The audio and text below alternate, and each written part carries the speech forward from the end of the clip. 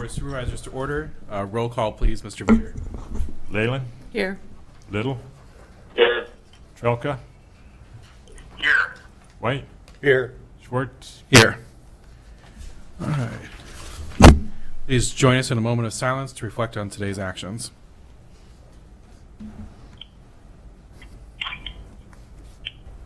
Please join us for the Pledge of Allegiance. I pledge allegiance to the flag of the United States of America and to the republic for which it stands, one nation, under God, indivisible, with liberty and justice for all. Have the agenda is received or as amended. So moved. Second. It's been moved and seconded. Any discussion or questions? All in favor, please say aye. Aye. Aye. Next, the agenda is approved. Next is public comments. I see no one from the public wishing to comment today. We will move on to claims and payments. Morning, James. Morning, James. Morning. Total came out to $494,698.56. Everything looked normal. There was a large purchase for a portion of the Wolf Creek Bridge replacement, $201,734.76. That's going to be the vast majority of it. Otherwise, other than that, there was a vehicle purchased that was budgeted for the Sheriff's Department and a $20,000 payment to ACES for their payment, but everything else looked normal. So, All right, do we have a motion? So moved. Moved and seconded. Any discussion or questions? Roll call, please, Mr. Veeder. Leyland, Yes. Little, Yes. Trelka, Yes. White, Yes. Schwartz. Yes. Next is receive project updates from department heads and elected officials.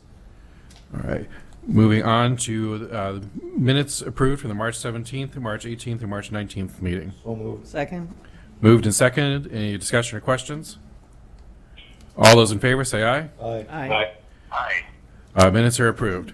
We have 3 hearings today. One is on the proposed Blackhawk County fiscal year 2021 budget, and there are 2 zoning hearings, both requests from Blake Wason. We will get to those shortly. Next is the consent agenda. So moved. Second. Moved and seconded. Any discussion or questions on the consent agenda? Roll call, please, Mr. Veeder. Little, Yes. Trelka, Yes. White, Yes. Leyland, Yes. Schwartz. Yes. Next is contracts and agreements. This is a resolution of the agreement between Blackhawk County and First Judicial Department of Correctional Services, DCS, for the So purpose. This is for the purpose of providing inmate housing for prisoners who would otherwise be placed in Blackhawk County Jail. Second. It's been moved and seconded. Any discussion or questions? Roll call, please, Mr. Veeder. Trelka, Yes.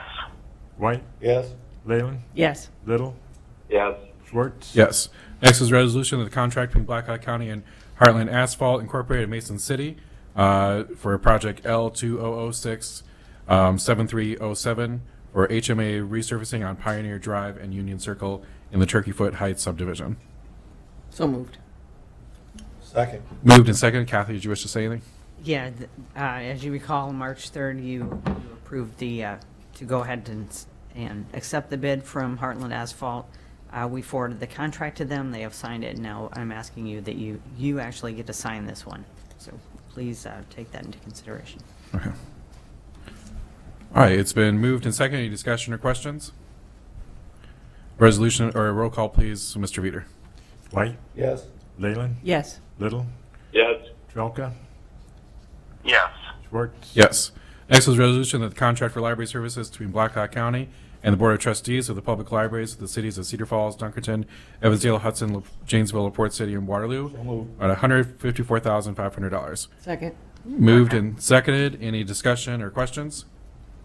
Roll call, please, Mr. Veeder. Leyland, Yes. Little, Yes. Trelka, Yes. White, Yes. Schwartz. Yes. Next is other business. This is a motion to direct the county auditor to advertise for a public hearing and bid opening to be held at 9:05 a.m. on April 21st. Boardroom 201 of Blackhawk County Courthouse, 316 East 5th Street, Waterloo, Iowa, for the proposed project Blackhawk County Jail boiler replacement. So moved. Second. So moved and seconded. Any discussion or questions? All those in favor, say aye. Aye. Aye. Aye. All right, moving on, it's actually 9:05. This is the 9:05 hearing on the proposed Blackhawk County budget for fiscal year 2020-21. I'm here, Chris Schwartz, Blackhawk County Supervisor. Greg White, Blackhawk County Supervisor. Linda Leyland, Blackhawk County Supervisor. Tom Little, Blackhawk County Supervisor. Dan Trolka, Blackhawk County Supervisor. Grant Veeder, County Auditor. Want me to speak? Sure. Pete Burke, Assistant Blackhawk County Attorney. All right, take it away, James. All right, let me get this popped up here.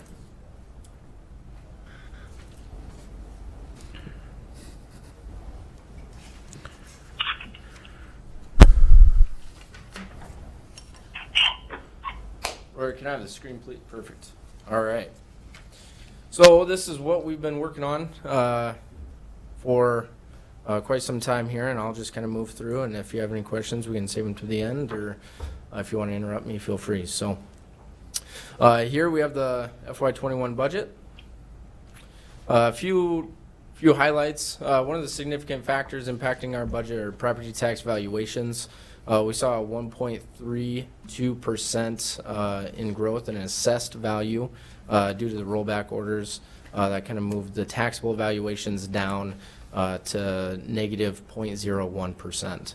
Another highlights our debt service tax askings dropped 31.6%, a little over $1 million. That's going to allow us to allocate those funds to pay for any other increases that we have.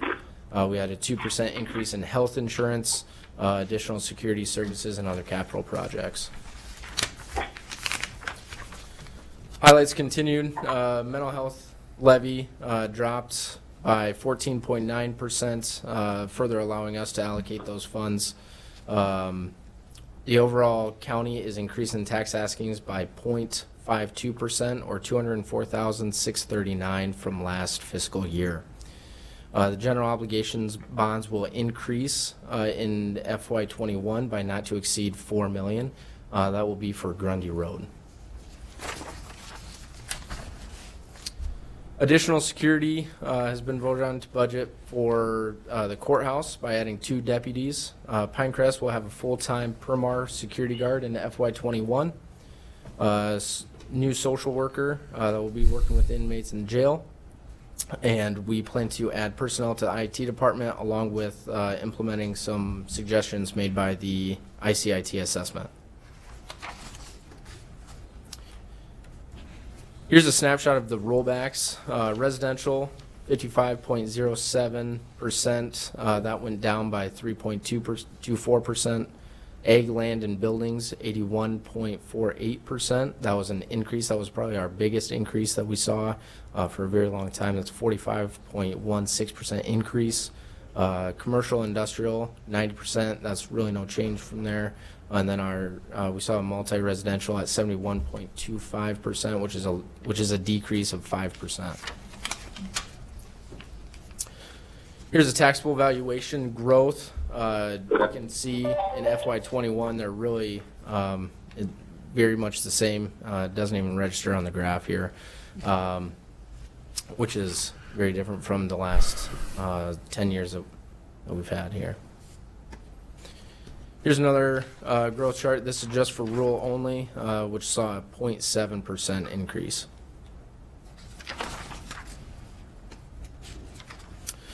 The countywide levy rate paid by residents went up by a little over 3 cents.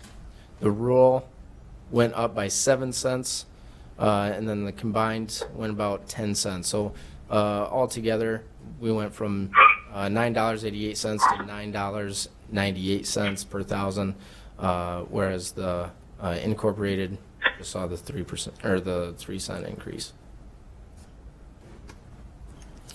Again, here's a visual to see kind of just a history of a trend line of where we're at. We're staying. We dropped quite a bit. We dropped quite a bit in FY20, and then we increased just slightly in FY21. This is the trend for the rural levy rate. We've seen a steady increase since FY16. and we saw a small increase again in FY21. Here's the levy rate composition of the $6.33, $6.34. The biggest one is the general basic. You have the general supplemental, $1.74. The mental health levy, 70 cents, and our debt service dropped down to 39 cents.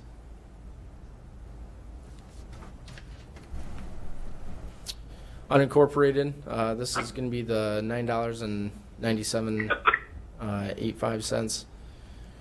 That's going to include your rural basic rate of $3.64. Again, and that's just kind of incorporated with the other tax rate. Rural fund. So we continue to, in FY20, we allocated 25% of the rural deputies into the general fund. We continue to do that. The remaining 75% goes back into the rural fund. We had an increase for the transfer into secondary roads. Again, that was really just because of the valuations. And then we had an increase into our library contribution. Other than that, there was no change into our rural fund. This is our rural fund expenditures by program. The largest one is going to be the transfers to secondary roads, which make up 53.3%. Patrol services, 35.6%. And then you have your consolidated communications, planning and zoning, and county libraries, as well as other rural services. Moving on to revenue, our highlights for revenue. Budgeted revenue total $62,260,421, which is a decrease of $1.7 million, roughly about 2.7% from FY20. A large part of that is just grants not being received. If you remember, Conservation had a large grant for their Wolf Creek Bridge as well. Property taxes increased $260,109.72 from FY20, and property tax is the largest source of revenue, comprising of 58.3% of total revenue. Due to the commercial backfill, in FY20 we budgeted 2/3 of that commercial backfill. Since we've gotten that full payment, we started budgeting about 80%, so we are still kind of planning for that to go down, but at the same time not as much as previous. So just for clarification of that, Yep. so then the amount of that we set aside for that in case they were to request that backfill, rather than, that is just $200,000? So there's an increase of 200,000. So in FY20 we budgeted 633,000. This year we're budgeting 833,000. So we're increasing that budgeted dollar amount by 200,000 in revenue. Again, just because we got our full request last year. If we don't get our full request, I anticipate that we will again receive our full request. However, if we don't, we kind of balance that off from last year. Thank you. Yes. This is the revenues by source. Again, property tax, 58.3%. Then you have your intergovernmental. Again, those are going to be your commercial backfill, those types of things. Other taxes, charges for services, 6.6%, and miscellaneous revenues as well. This is a graph, departmental revenues. Again, you're going to see the engineer bringing in quite a bit.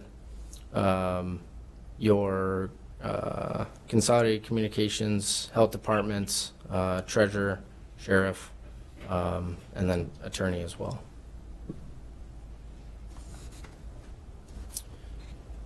Expenditure highlights. Budgeted expenditures total $67,132,751. This is a decrease of $7.6 million. This is a little skewed because in in fiscal year 20, we have our disbursement to solid waste. That was $6 million for their bond proceeds. So it is a little skewed, but again, the other decrease, large projects that aren't being completed. Again, Wolf Creek Bridge is a big one that will not be completed in FY21. So it's those large projects really that aren't being paid for. Salary and benefits of approximately $36 million comprise 55.93% of total expenditures. Salary and benefits increased approximately a little over $1 million, or 3.13%. That includes a decrease of 1 FTE. Across the board, increases of 2.75%, a health insurance increase of 2%, and merit and step increases for union employees. Administration, this is expenditures by function, and administration function is increasing by $312,000, mostly due to the capital expenditures for maintenance and IT, along with salary and benefits.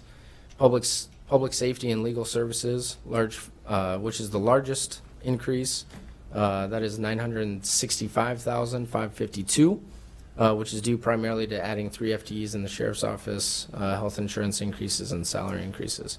The mental health total dropped by $1.4 million. Again, that is just because the levy dropped. County environment education decreased by $1 million due to the Wolf Creek Bridge project being completed in FY20. Non-program expenditures increased by just under $2 million, primarily due to the planned E911 expenses from the proceeds of E911 bond being sold in FY20. Debt service expenditures decreased approximately $1 million due to the 5 revenue bonds that were paid off in FY20.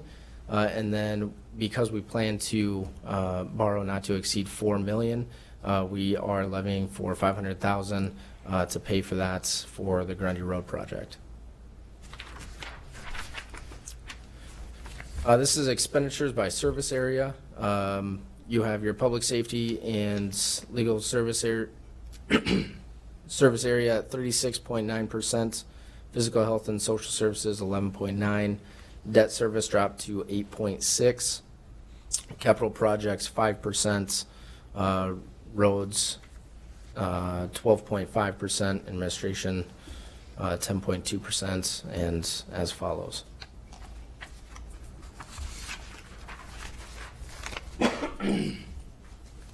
FY21 departmental expenditures. You'll see the sheriff's department has the most expenditures, a little over 16 million. Then you have your engineers department right around 8 million, and then the health department, attorneys, and so forth. Personnel positions, total FTEs for the county is 395.71 for FY21, which is a net decrease of 1.01 from FY20, FY20 adopted budget. Health department has a net increase of 4.01 employees from FY20. That is partially because the Board of Health voted to bring the dental hygienist program in-house, as well as hiring a clinic manager, 2 community health workers. The health department has also eliminated a position to kind of offset those increases. Elections is bringing in absentee ballot counting in-house, and will add roughly 10 bodies for a temporary busy period. This totals to roughly 1 FTE increase. Sheriff's Department is adding 2 deputies for the courthouse security and 1 social worker for the jail to help combat growing issues inside the jail. This is FTEs by department, just to kind of visualize which department has the most FTEs. This is a trend line from FY12 to FY21. Since FY12, we've steadily been decreasing, and from FY20 we've decreased about one FTE. Capital improvements. Capital projects budgeted for the capital improvement project fund total $627,200 for FY21. Those items include new boiler stacks for Pinecrest, HVAC replacement for JCS, sidewalk repairs, the HR resource window that they plan on doing, whether that be a window, whether that be a camera, whatever that comes out to be. Conservation capital expenditures totaling $518,000. That's going to be for the Brandon Bridge repairs, asphalt repairs at Hickory Hills Park, the electrical upgrade, which is in the final phase, and other building improvements. James, we left that HR window or whatever kind of in the budget, but we weren't really decided, I guess, on what it was going to be or Yep. what other offices it would be, so. Yep. Do you remember the amount for that? I'm just on. I could tell you it was No. right around 5,000. Okay, I didn't think it was rather large, but thank you. Yep. Last time I was told they weren't doing the windows. So Yeah. I don't know why that's even in there. It's in there because whether we do a window or whether we do a camera, whatever we decide to do, we wanted a budget for it, just to make sure that it was in the budget. Once we kind of move forward with that, then we can kind of decide where we want to go.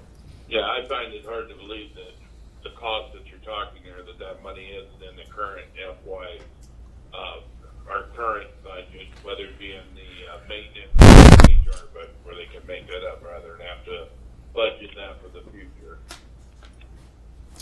Yep. Moving on to debt summary. Total outstanding debt at the beginning of FY20 will be $11,535,000, which is a decrease of $5.6 million from FY20. 5 bonds have actually been paid in full, which is resulting into a much lower debt service levy.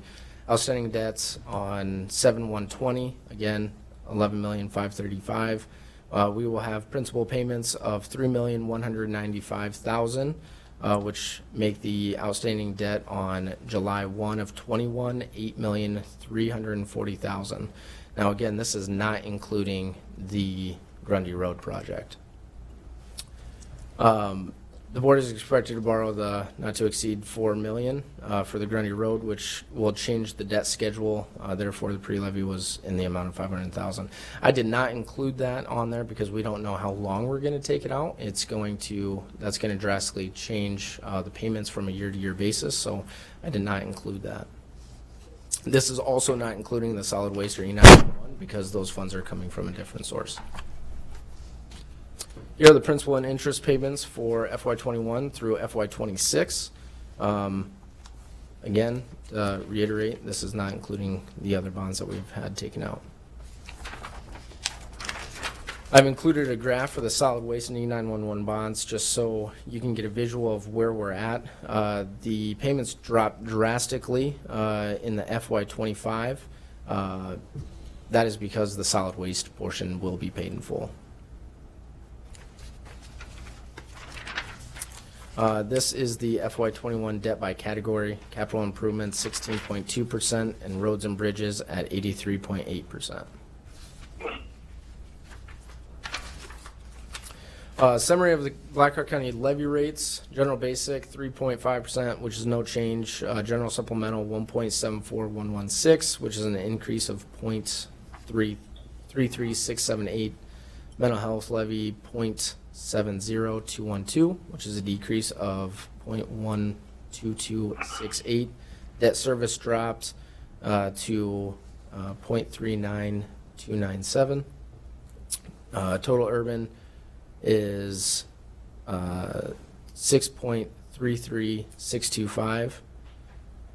Rural 3.64225, which is a combined for the unincorporated 9.97850. Tax rate impact on with the rollback, residential owners in incorporated areas will pay $9.83 less in FY21 than they did in FY20, which is a decrease of 2.74%. Rural residential owners will pay $12.71 less in FY21, which is a 2.26% decrease. And egg land owners will pay $14.65 more in FY21 than in FY20, which is a 2.64% increase. That is all I have. Okay, thank you. Thank you, James. Thank you. Next would be the reading of the Blackhawk County Compensation Board salary schedule for fiscal year 2021. Thank you, Mr. Chair. The Compensation Board made a recommendation of a 4% increase for all elected officials. The Board of Supervisors met on January 16th and decided to reduce that to a 2.75% increase, which resulted in the following. For the county attorney, an increase from $132,867 to $136,520. For the auditor, from $84,132 to $86,445. For the supervisors, $39,372 to $40,454. The recorder, $84,011 to $86,321. The sheriff, $114,216 to $117,356. And the treasurer from $84,011 to $86,321. Thank you, Mr. Reader. Next is public comments or questions. Seeing none, we'll move on to comments from the Board of Supervisors. I'll just say that I think we're passing a good budget here today. One of the things I'm most proud of is just our continued improvements on recreation, our trail systems, and those investments, and just the great job conservation does in matching any funds that they get from us and leveraging that, as well as I think that the new social worker position in the jail is going to do a lot of good for this community and help with recidivism, and so I'm really happy to see that happening. I'd just make a few comments, really just to echo that as well, and thank all the staff that worked on this, especially our department heads, and presenting the budgets and bringing us good budgets this year, and would echo again what you say, Chris, as far as the improvements that we're able to make in the county, I think regarding the security, as well as our roads and bridges and the nature trails. So we've hit a lot of the important areas in our community for our residents and trying to improve their quality of life, and at the same time keep an eye on the taxes and try to keep our taxes low. And so very proud we were able to reduce the taxes again this year. Thank you. I think relatively this year the board had somewhat with all the various factors with the rollback and the bond payments that we're reducing, had a relatively easy budget session. I would have liked to take a further look at some of the capital budgets because I think they're creeping up there a little bit too high.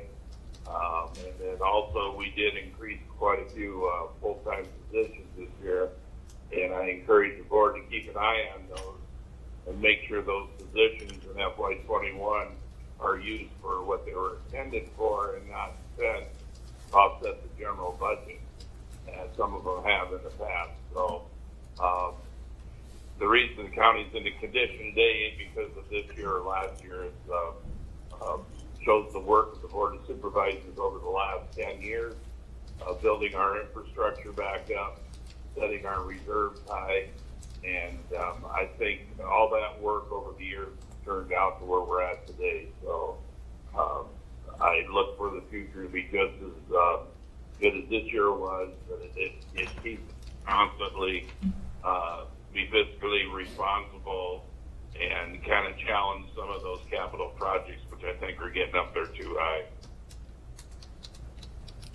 All right. Dan, did you wish to make any comments today? I think it's just a good budget, pure plain and simple. All right. All right, Craig. I think we've followed our vision for 2028 quite well over the last few years. And that's why we're seeing, the things that are going on. And I too want to thank the department heads for a fine job they did on their budgets. And I look to the future and see a bright future ahead for Blackhawk County. Very good. Thank you, everyone. All right. Next is the motion to receive and place on file proof of publication notice of public hearing. Second. So moved and seconded. All those in favor, say aye. Aye. Aye. Aye. Next is a motion to close the public hearing after oral and written comments are received. So moved. Second. Any written comments, Mr. Reader? No, sir. No public comments today, so it's been moved and seconded to close the hearing. All those in favor say aye. Aye. Aye. Next is a resolution that the proposed Blackhawk County budget for fiscal year 2021 as published in the county's official newspapers on March 11th, 2020 and March 12th, 2020 be approved and adopted as published. So moved. Second. It's been moved and seconded. Any discussion or questions? Roll call, please, Mr. Veeder. Little, Yes. Trelka, Yes. White, Yes. Leyland, Yes. Schwartz. Yes. Next is a resolution that the appropriations be approved at 100% for the Blackhawk County budget fiscal year 2020-2021. So moved. Second. It's been moved and seconded. Roll call, please, Mr. Veeder. Trelka, Yes. White, Yes. Leyland, Yes. Little, Yes. Schwartz. Yes. It is now 9:30. This is a hearing on proposed ordinance number 77-240, the Wason rezone. Motion to receive and place on file, proof of publication. Second. It's been moved and seconded. Any discussion or questions? All those in favor say aye. Aye. Aye. Aye. Aye. Motion to waive the first reading. Second. It's been moved and seconded to waive the first reading. Any discussion or questions? All those in favor say aye. Aye. Aye. Motion carries. Motion to close the hearing after oral comments are received. Is motion to close any written comments, Mr. Veeder? No, sir. Do we have a second on this motion? Second. It's been moved and seconded. All those in favor say aye. Aye. Aye. Aye. Next is a resolution to suspend the rules requiring Board of Supervisors to consider vote on proposed ordinance at 2 prior meetings. It's been moved. Second. All those, or I'm sorry, any discussion or questions? Roll call, please, Mr. Veeder. White, Yes. Leyland, Yes. Little, Yes. Trelka, Yes. Schwartz. Yes. Next is ordinance adoption of the ordinance amending ordinance number 36 as amended, Blackhawk County, Iowa Agricultural Preservation Zone ordinance adopted, which was adopted on February 2nd of 1999. So moved. Second. It's been moved and seconded. Any discussion or questions? Roll call, please, Mr. Veeder. Leyland, Yes. Little, Yes. Trelka, Yes. White, Yes. Schwartz. Yes. It is now 9:32. This is a hearing on proposed ordinance number 77-241, Waste and Rezone. Motion to receive and place on file, proof of publication. Second. All right, it's been moved and seconded. Any discussion or questions? All those in favor say aye. Aye. Aye. Aye. Motion to waive the first reading. Second. It's been moved and seconded. Any discussion or questions? All those in favor say aye. Aye. Motion to close the hearing as oral written comments are received and placed on file. Are there any, it's been moved and seconded. Are there any written comments, Mr. Veeder? No, sir. Any oral comments today? Seeing none, all those in favor say aye. Aye. Aye. Aye.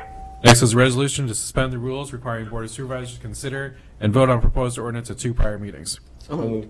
Second. All right, it's been moved and seconded. Any discussion or questions? All right, roll call, please, Mr. Veeder. Little, Yes. Trelka, Yes. White, Yes. Leyland, Yes. Schwartz. Yes. Next is ordinance adoption, that ordinance amending number 36 as So amended. moved. Second. And this is for the Wason rezone. It's been moved and seconded. Any discussions or questions? Roll call, please, Mr. Veeder. Trelka, Yes. White, Yes. Leyland, Yes. Little, Yes. Schwartz. Yes.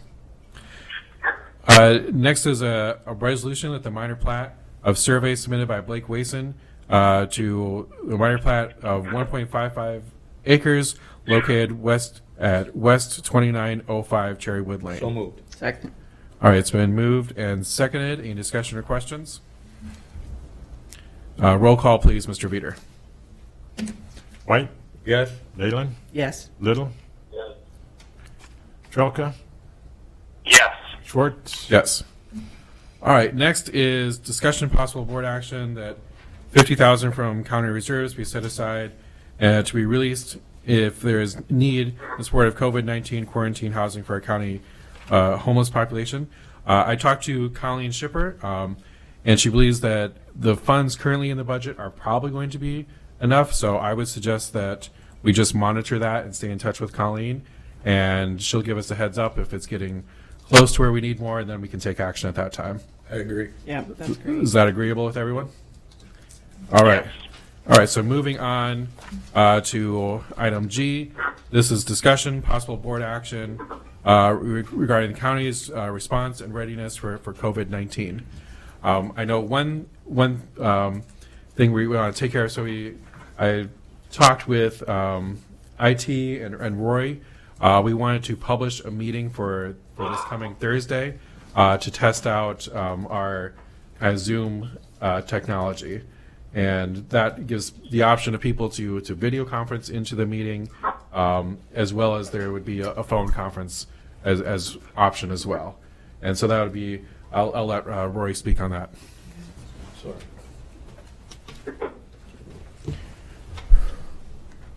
Good morning, Rory Giving, Maintenance Superintendent. With regards to the Zoom, I really don't have a lot of information for you. I know Kim is working on getting that set up.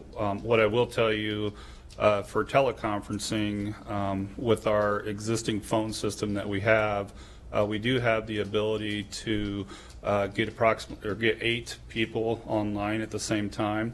But the way that works is we have to actually call out to everybody and attach them to the conference. So that is another option that we do have available to us. We didn't use it this morning just because it got a little close for time. So, but I think we did test it, and it seems to be working fine. So that's just another option. Okay. So I think, are folks okay going ahead with the Thursday meeting just to test out this technology? Yeah, let's just try them both out, make sure we got a backup in case the other one doesn't work. All right. So we will post a meeting for that. What time were you thinking? Do we want to, it doesn't really necessarily need to be 9 a.m., but it could be. So, You give them time to set things up in the morning when they come in, so we can make it later if you want. yeah, I was thinking maybe 11 a.m. That's what- All right, Dan? Yes. Okay. Now, by calling in, I'm having to listen really, really hard to comprehend what's being said. Right. So if some of these instructions could be sent by email, it would be useful for me. Yep, we'll make sure Kim and Roy will work together and get directions sent out to everybody, and we'll include Pete in those conversations as well. So. Thank you. A couple, yes. Mr. Swartz, Yes. I will say, we had a meeting for Pathways last night, and we used that type of, we didn't use the video part, we just used the audio part, and it worked quite well. And it eliminated somewhat of the feedback, which is horrible. Right. No, I think The feedback is terrible. I think the good thing about those systems is that you have both the option to do the video, and so if there's things that we want presented, documents can go up, and that will go on the cable access that folks can see. But also, people have the option of just calling into it as well. And I believe we can make those options available to the public as well. So, a couple other things. So there's been a lot of discussion just the past couple of days, or really a lot since yesterday. The governor announced at the end of her press conference that she was currently leaving up to local governments about enacting more strict, whether you want to say as shelter in place or more strict ordinances or proclamations demanding kind of non-essential travel outside of your home cease. And so there's a lot of stuff for us to be sorting that out and thinking of it. It's my belief that the governor needs to take this action for it to actually to be effective and to help the most amount of people. And so I implore Governor Reynolds to move in, to take that action. But if that doesn't happen and we reach a point where we think it's critical for our community, we need to know what we need, have some things in place to know what route we need to go down. And we would need to have cooperation with the cities for it to be effective. So we need the mayors to be on board for this. We need,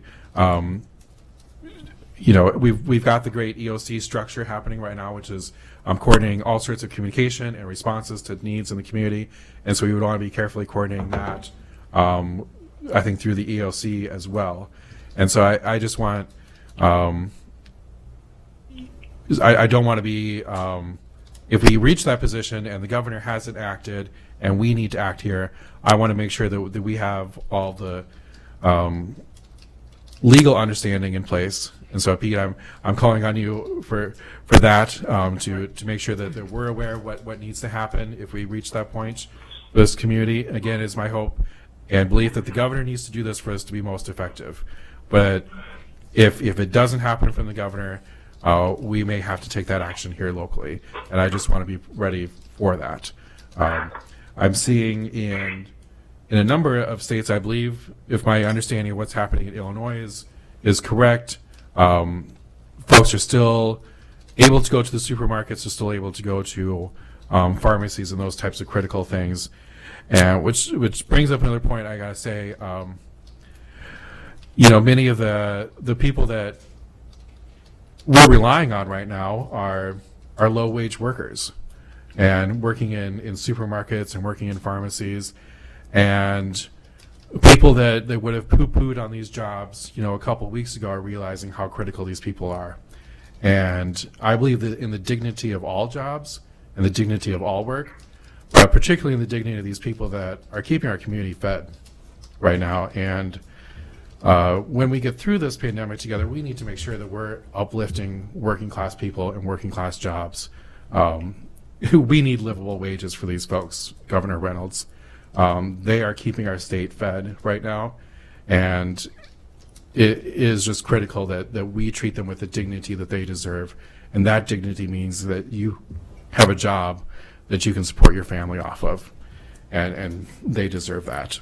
And so I know, Sheriff Thompson, I know you're here today. If you wish to say anything, you've been doing a really great job coordinating the EOC. I'm really just forever thankful for that as well.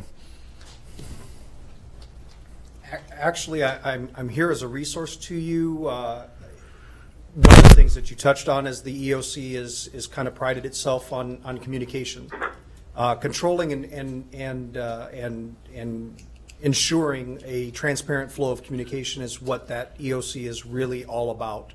Communicating between our community partners, communicating between those healthcare workers, the health department, ensuring timely and resourceful communication, and then and maintaining surveillance on those critical assets, critical logistics, and maintaining those kinds of factors, and then feeding the public, feeding the press to make sure that the public is aware. We know that right now we're dealing with a crisis that is creating fear and obvious concern, and so making sure that the messaging and the information that flows out there is timely, it's important.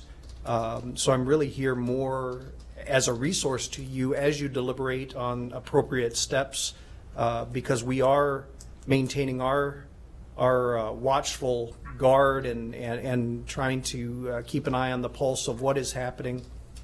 I got an email a couple of nights ago, why can't the EOC fix this? And I kind of chuckled to myself thinking that's not really what we do. At the EOC, we monitor, we react, and we respond to all of these things. And as I watched the governor's press conference yesterday in preparation for our own, we all kind of felt like she kicked the can down the road just a little bit in not making some better deliberations. But she did. She addressed the concept of data, and that's all we're doing is crunching and digesting data out there at the EOC. And I do agree that from a data perspective, we may not be to the point where it's time to shut down everything and cause everybody to shelter in place.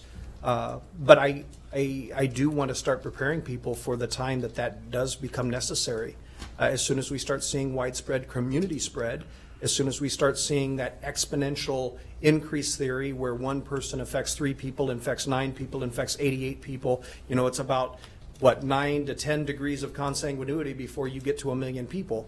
And so we're paying very close attention to those numbers daily, and again, digesting data to make sure that the information and the communication that is being shared is timely, is topical, is transparent, but it's also valuable.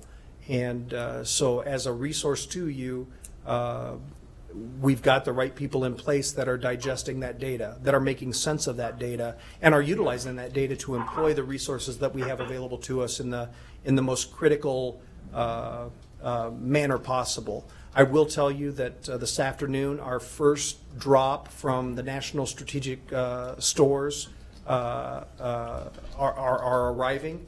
They are woefully less than what we asked for. So we are disseminating that to the most critical assets that need it. Unfortunately, it will not come close to what everybody was asking for in that first drop. But we are continuing to forge ahead, and nevertheless, and make resource allocation. We are getting donations, and in fact, I'm taking some of that back with me yet today. So it's an odd time that we're operating in right now, and it challenges the policymakers. It challenges the operators. It challenges the poor staffers at the health department on how do they communicate and making sure that everybody stays on message. But at this point in time, prudence and strong, viable leadership is what is critical, and you all are doing a great job in doing that. So we appreciate the forethought, we appreciate the insight, and the forecasting that you're doing as well, because that's what strengthens our resolve. And the fact that Blackhawk County has kind of bucked the trend across the state, is still only having 3 as our detected numbers right now, and those 3 being attributable to one known source. That's outstanding. A weekend. I'm very, very happy that people are paying attention and are working with us, not against us at this point. I would agree with you, Sheriff. I was going to say to the meetings that I have attended out there, the planning sessions, I said I think the community itself has been doing a wonderful job of bringing the people together that are needed at that time to update everyone or plan more or less for the future. I was wondering, Chris, if you're seeing this. I see this really as an EOC role also, this planning for the shelter in place. I mean, that is just something to discuss possibly at those meetings. I don't know. What are your thoughts? And again, so one of the ESFs out there is policymakers, is elected officials. And so you certainly have a seat at the table out there. Today, we have increased our electronic meeting capabilities. And so if you're not comfortable in participating with our social distancing plan out at the actual physical EOC, you can certainly participate through the electronic process that we have in place as well. But I do encourage you to participate in those planning meetings at 1 p.m. because there is a significant role that the policymakers play. And that is where the rubber meets the road. That's where all of those COAD and VOAD and health and health care partners, they're all at the table, they're all engaged, and they're all sharing both what are things looking like right now, what is the landscape today, what's the landscape going to look like 24 hours from now, what's the landscape 48 hours from now, and you're seeing very transparently what that EOC is doing to mold message, to ensure sharing of timely information, and to engage you. I don't think that the EOC is going to be the policymaker that says it's time to do this, but we will certainly provide you with all the data and all of the information that you need to be able to be that policymaker that makes an informed decision. And so we'll certainly leave that to your legal advice and to your operational and codified obligations. But we certainly have those key partners at the table that are making those decisions in a timely fashion and sharing that consistently so that you're going to be well informed when and if that time comes. And I think it is when that time comes. Well, and I agree, Chris. I mean, I think it would be great if the state would do it. I'd like to see the governor do it. I think for the most part, that's probably the most effective for us as a community. She sent out a press release to the recorder's offices telling them they need to stay open for certain deals. I don't agree with that, bringing people in from the outside. We're trying to prevent people from coming in here, and yet she wants to continue. She said it's important to the economy. The economy will come back. People can't come back once they're dead or seriously ill. Common sense plays a big part in this. And our recorder's office definitely still remains closed. Yeah. Yes. My concern from the standpoint of us doing it countywide was really, I think, as I mentioned to some of you, it was how enforcement, obviously part of that, but also looking at all of the cities would have to really respond, because we typically would be just responsible for the unincorporated areas. The unincorporated areas. Yes, Right. so without the cities kind of Right. agreeing or feeling a part of this or agreeing to do something like this. And that's where I think where the EOC plays a role. I think that's how those conversations are happening in Lynn County, because Okay. that's the place where everybody can come together and have those conversations, because it has to be all of us moving together for it to be effective. And so I encourage, you know, our mayors to keep participating in those. Now we've got the electronic option, I'll be using the electronic option this afternoon for that meeting. And I encourage our mayors to be there and be part of these conversations, because I think that's where we can make sure that we're all moving together, because to make it effective. Again, the governor needs to take this action, but if the governor doesn't, then we will have to at a point. But we need to move together to do it.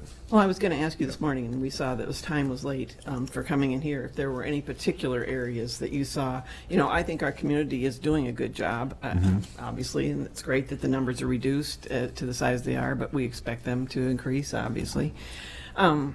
But are there particular functions that you think we're not, I mean, obviously there are people that are not listening and heeding for what the warnings have been. But is there anything particular that you think is not? Yeah, it was. I mean, one of the things that's really concerning me right now is that just the amount of reports I'm getting about people not following the travel quarantine.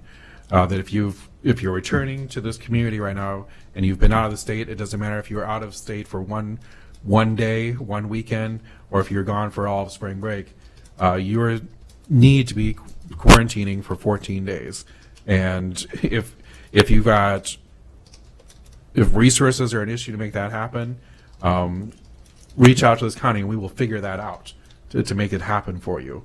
And so that's one of the things that's really concerning me is and hearing reports of employers that are, even the bosses themselves have been traveling like that and demanding that their employees are coming in. And that needs to stop, and it needs to stop today. If you've been traveling, you need to stay home. That is how we flatten this curve. And so seeing that folks aren't following those things necessarily, I think there are still some businesses that are open, and it's an impossible decision for those folks. It's a tough decision for those folks to make, which is why the governor needs to come in and make it for them. Because I'm hearing from employees that they're just hearing that their employer is not going to do anything unless the governor says so, or unless the government forces them to. But we need people to be as good of actors as possible right now as we move in this direction, because this is how we flatten the curve. I'm just concerned that, it takes one bad apple to ruin the bunch, and there's some bad apples here that are not doing what they need to be doing. Well, I think we haven't heard that message from the hospital people. I was going to say those in healthcare, nor our public health, and I think those are voices, obviously, that would be part of that discussion. Sure. We're bringing back the medical officers today, and we'll recraft Nafisa's message today to make sure that it's emphasized today. And then we're also focusing, obviously there's a lot of fear, and we are anticipating, what's next, what's on the horizon. And so Tom Ekus and Dr. Duclos today from People's Community Health are going to talk a lot about community resources, but also, the fear and the concern that's out there. So we're going to try and help stem the tide of some of those concerns too, because we do recognize that as bad as things are today, the chances of it getting worse are probably real. And so the trying to get ahead of that a little bit and message against some of that fear is pretty significant right now too. And the public just and the vast majority is there, because the vast majority of people are good. I believe that people are good by nature overall. That's my fundamental guiding belief, is that people are good. But just remember to act with compassion, not with greed at this time, and that we can get through this together. It's not going to be easy, the days that are before us.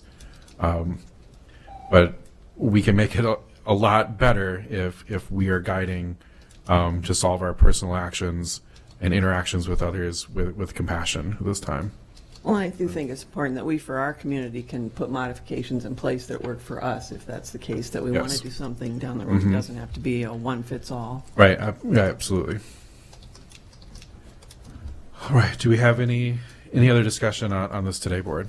Motion to adjourn. I've got First, I've got one item. Rory has something Rory's here. got something. I wanted to bring to the board's attention, which most of you probably are aware, but over at our Pinecrest facility, the health department has reduced their walk-in services for the general public to the point where they want to do appointments only, as well as county social services. They are essentially closed to the general public with the exception of appointments, as well as the VA department. Currently, right now, the Department of Human Services is still operational. The health department has requested placing a security guard over at the lobby of the Pinecrest facility. And I do have a list of talking points or I guess duties that this guard would perform. For an example, if somebody comes into the lobby, they would ask that person who they're meeting with and then contact that appropriate person for them to come down and grab this individual. Working with the security services, they are taxed as well. As you can imagine, there's several businesses out there that are also asking for additional security, but our security, our contracted security indicated that they, if the board chooses, they could have a guard over there as soon as tomorrow morning, possibly. So I just wanted to bring that to your attention, that those are some of the behind-the-scenes conversations that have been taking place with Pinecrest, and I wanted to make sure that the board was aware and whether or not the board has an opinion on this. I would like to know how many people are coming in the facility, though. I mean, it'd be good to know how many people are coming in on a daily basis to the Department of Human Services. I bet you very few. Do we have the ability to lock the door so they could let them in one at a time? That, you know, so if they got business there? Yeah, Because it's- my fear is that somebody's gonna go out there with what the sheriff just said, with the situation, when we just had a meeting with Pathways last night, they've changed the way they're doing their business right now. And some of these people are gonna get upset that they can't get in to see that person they need to see. I don't think that should be the responsibility of these guys downstairs. It should be, you lock the door and let them in according to, if they've got an appointment set up. DHS doesn't run that building, we do. Now, a lot of the threats also that they're receiving are through the emails, not in person. Yeah, I talked to the visa yesterday. that's how Pathways is. To answer your question, that main door is a fobbed access door, so we do have the ability to lock that door. You know, just sitting here thinking, you know, with the guard being placed at there, that the guard could be in the vestibule, and as somebody comes up, the expectation then would be to have that guard open the door for that individual and ask what their business is. You talk to Vicki The daily? DHS ones are left open, yeah, because they still have clients coming in. Yeah, that's why I thought the number, I'd like to know how many, and if they're, like, say, if we're talking to Vicki on a daily basis, how many that is, and Yeah, I needs are. don't have that, but I can certainly reach out to Vicki again and see if they have any kind of idea of what the traffic is coming into that building. I mean, they could still come in. They just need to state that they're there, what business that they're there for. And if it's valid business, then they can be let in, Yeah. regardless of who they're there to see. So, how do they work the appointments? Basically, the health department has put together questions for the guard to ask an individual to obtain the person's first name and who they're here to meet with. And then based on that feedback, they would contact the agency with the list of phone numbers that would be provided to them. They would contact the agency to come down and meet with that person, and if they need to go back to their office, that's what they would do. So that maybe could be something Vicki'd be open to. Yeah, they just haven't, I've talked to Vicki about this. They have not gotten the orders yet from the state on whether or not they could essentially do appointments only. So at this time, they still have receptionists sitting in the lobby there, at the main desk. I prefer the method that Supervisor White has proposed. Again, I mean, I think our number one duty is to keep our employees safe. Right. And I would hope that the state would think that that's their number one duty, but I'm not convinced. And so I like the idea of folks needing to be let into the building. Okay. Okay, so moving forward, I will reach out, if that's okay with the whole board, I'll reach out with the Permar Security and let them know that our wish is to have a guard placed at the Pinecrest facility to man the main door. Pete, is that all right for us to do action on that today with it not being an agenda item? Or It would be better if you had this as an agenda item. This Just is, keep in mind too, DHS is a renter, they pay rent in that building, Yeah. and they have rights, I know we own it, but they're also, we have a contract with them for them to have that space and to conduct their business, so, whatever we do, we probably should coordinate it with DHS. they have a real interest in this, Yeah. and they have a right to participate in the discussion. Yeah. So it would be a good idea to have this as an agenda item and then open it up for their input as well as the public's input. I disagree. We put this on the agenda, discussable possible board action, readiness for COVID-19. This is response to COVID-19. Let's lock the building today. The thing is too, Rory, in the future, you need to, whoever you're talking to out at Pinecrest, they need to bring those questions to the board, not the maintenance superintendent. The board makes all the decisions. I didn't hear, who do you say? To who? To who, Tom? I'm sorry, Tom, we couldn't hear you. Would you repeat that? I said in the future, whoever's out there wanting this closed or wanting this security, they need to bring it to the board of supervisors, not the maintenance superintendent. We're sitting here hearing it from one person when we should be hearing it from whoever wants the request. So in the future, they need to come to the board of supervisors. Well, could we add it as an agenda item for Thursday? And would that be, I mean, I know, This is not the issue that the guard's going to be placed. This what people are asking to be on the agenda is whether the building is locked. Is that? I don't think it's an agenda item today, to be honest with you. No, the request is adding it to Thursday's meeting. If the opinion is that we don't have the ability to lock it today. I just hate to have us may take an action and have to reverse it or do something differently and confuse everybody, so. I agree. But I know safety being important.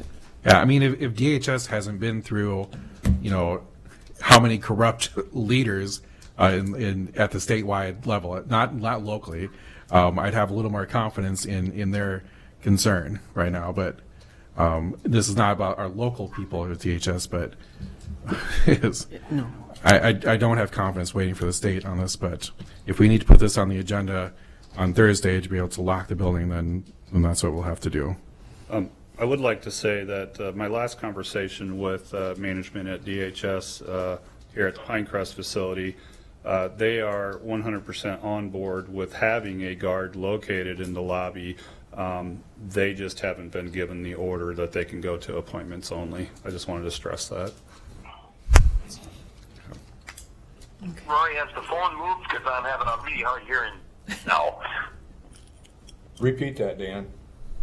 Has the phone been moved? Because within the past 2 minutes, I've had a really hard time hearing. No, it's been at the same spot. Okay. I got you right on the microphone right now. Anything you want? Gotcha. Anything you want repeated? Everything. Rory can repeat what he said. Yeah, you want to hear what we were talking about? Did you miss that? I caught the gist of it. Yes, I caught the gist of it. Okay. Okay. Hey, don't make me repeat it. Yours much better than ours. Okay. Well, I guess we can move on to reports or information from the board. Seeing none, is there a motion to adjourn? So move. Second. So moved and seconded. All those in favor, say aye. Aye. All those in favor, or those opposed? This meeting is adjourned. Have a good day, guys. Take care, buddy.